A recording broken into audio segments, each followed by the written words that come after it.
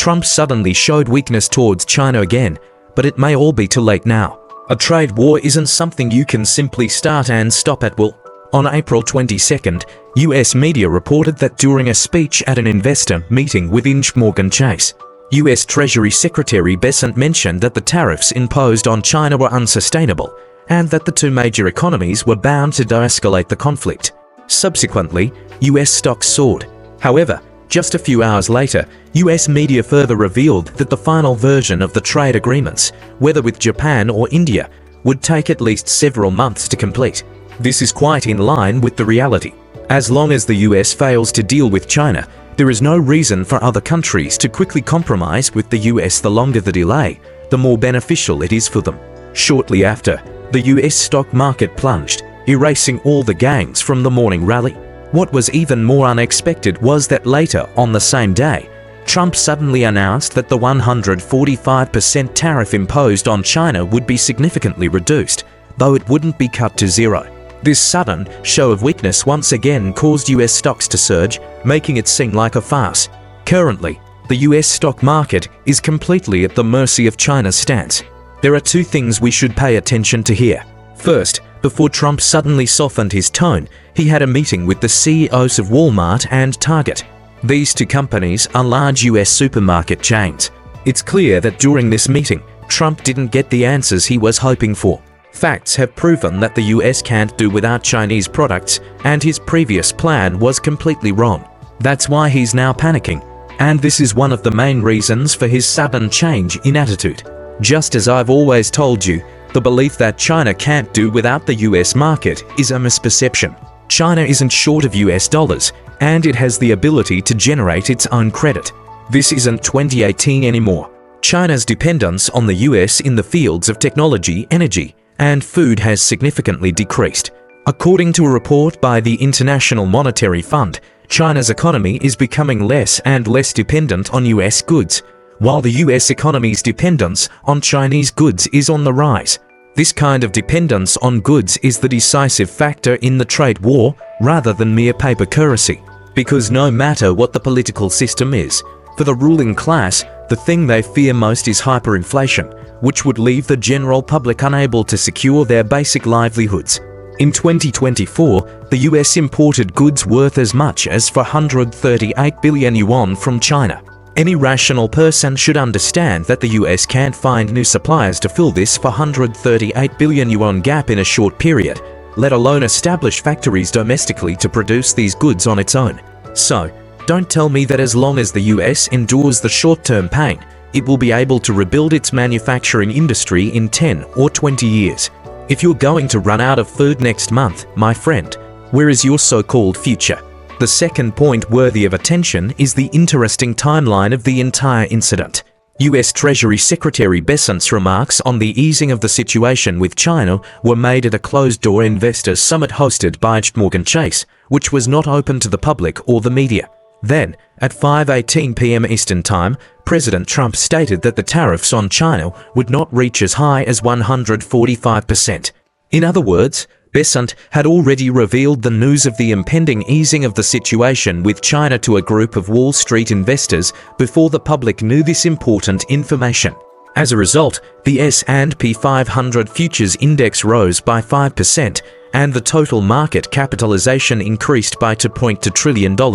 This means that all the investors who participated in the Morgan Chase Summit, those insiders on Wall Street, could make preparations in advance and profit before the news was made public. Is this fair to individual retail investors? Shouldn't this be investigated? Surprisingly, this matter passed without any explanation. Now Trump is softening his stance, but the question is, does China agree to end the trade war? It's easier to start a war than to end it. Do you think China is like your haphazard administration, changing its policies at will? The Chinese government is different from the US government. It takes a long time to make decisions, carefully weighing all the pros and cons. Then it spends a long time preparing, rehearsing all possible scenarios before implementing a plan. And once it starts implementing, it won't change easily. This is the Chinese characteristic. China has already started the process of decoupling and self-improvement from the US. I'm not sure how many people have noticed this piece of news, On April 16th, China announced the appointment of Li Qingchuan as the new trade negotiator, replacing Wang Shuan and also serving as the Vice Minister of the Ministry of Commerce.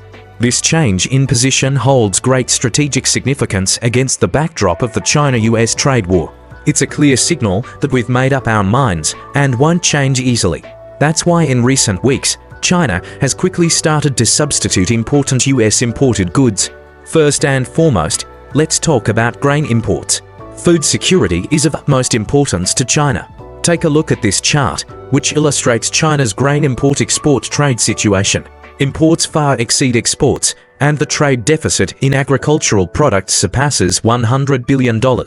Although China's self-sufficiency rate for the three major staple grains can reach over 95%, this is merely the baseline for food security.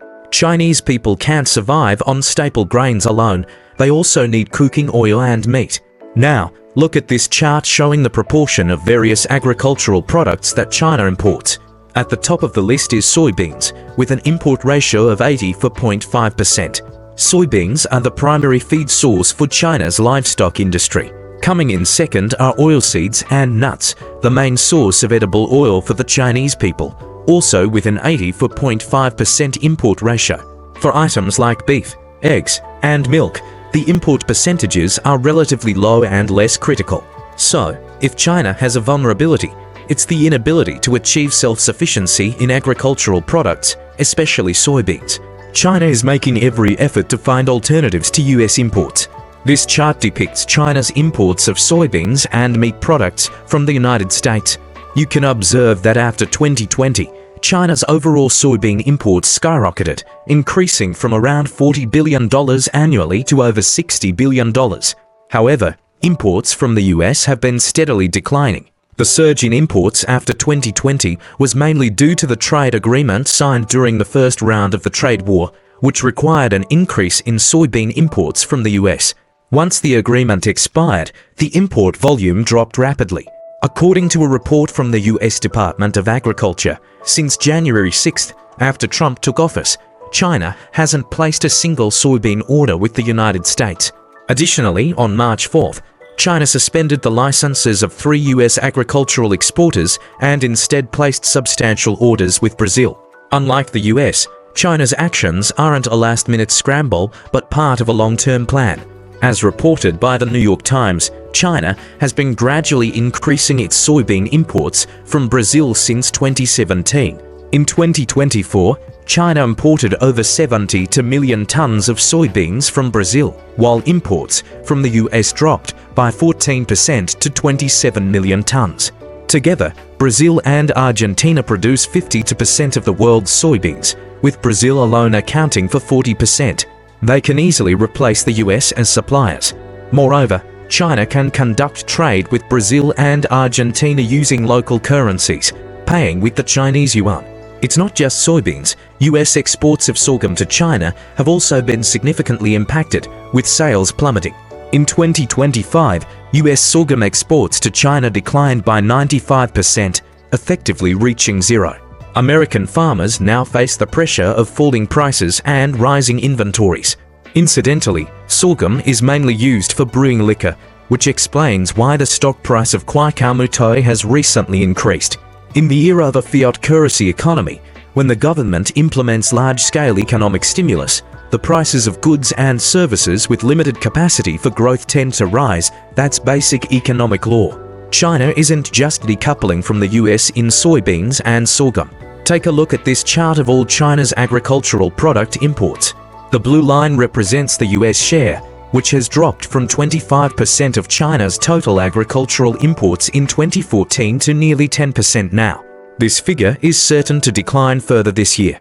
Currently, the majority of China's agricultural imports come from Belt and Road Initiative countries, represented by the red and green lines, and Brazil, which is also a BRICS nation. Together, they account for more than 2/3 of China's agricultural imports. Clearly, China has been well prepared and laid the groundwork long ago, waiting for the right moment. Trump, however, failed to see this and walked right into the trap. China has been actively reducing risks, not just paying lip service to the concept. In contrast, The United States talks constantly about decoupling but doesn't take meaningful action. Now, it has hastily established a China task force, but can a makeshift group address a $400 plus billion goods deficit?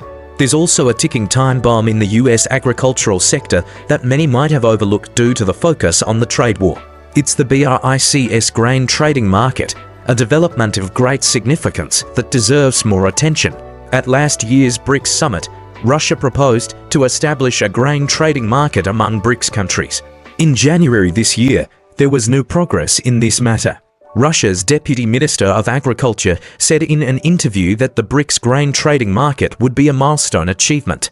All BRICS members support this project. This market will be established. Once this market is established, it will completely break the Western countries' monopoly on food. For decades, developing countries have been food producers, but they have no pricing power or distribution power. The West has politicized food through price manipulation, sanctions, and other means. They can make a country fall into hunger immediately. Syria, Iran, North Korea and other countries have all experienced this. Is it because of the system problems in North Korea that their people are starving? North Korea's agriculture was very developed at that time. Because of the sudden sanctions from the United States, they had no way to obtain oil. All the public savings used for agricultural production could not be used. They also had no way to buy from other countries. This has nothing to do with any system. So the grain trading market of BRICS countries is not only for each country to solve the food security problem, but also for the redistribution of pricing power. Its operating model is also different from the current model. First, it uses local currency settlement to bypass the US dollar. Second, the price is set independently by the member countries. It is not controlled by the Chicago and European exchanges. Finally, member countries can trade directly with each other to form a mutually beneficial network, rather than like before. As before, all countries have to go to Wall Street in the United States to trade. According to the BRICS Alliance's estimates, the total grain output of BRICS countries reaches 1.24 billion tons per year, accounting for 44% of the world's total grain output. Their grain consumption is also about 1.23 billion tons, which also accounts for 44% of the world's total grain consumption. In other words, nearly half of the trading volume has disappeared from the Wall Street exchanges. They will completely lose their pricing power and important forecasting capabilities. In the past, because they controlled every grain transaction data in the world, they could accurately predict next year's production and consumption, thereby charging a large amount of service fees to guide American farmers' agricultural production. They can no longer do this. American farmers wrote to Trump a letter begging Trump to end the trade war as soon as possible. The person who wrote this letter has been a farmer for 9 generations. He makes a living by farming. Now he has to raise 3 children, but the tariffs imposed on China will make them bankrupt.